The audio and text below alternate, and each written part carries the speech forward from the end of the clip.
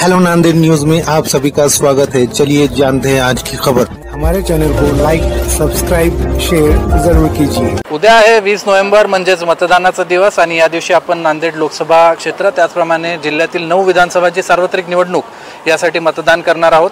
त्यासाठी आवश्यक ती सगळी तयारी पूर्ण झाली आहे। आपल्या जिल्ह्यातल्या सगळ्या ज्या पोलिंग पार्टीज आहेत, मतदान पथक आहेत, ती आपापल्या केंद्रांकडे रवाना झाली आहेत। पोलीस प्रोटेक्शनमध्ये GPS ट्रॅकिंग करून या सगळ्यांचा प्रवास होणार आहे। संध्याकाळी आता हे पोहोचून आपली मतदान केंद्र सगळी व्यवस्थित लावून घेतील आणि उद्या सकाळच्या मतदानासाठी तयार होतील।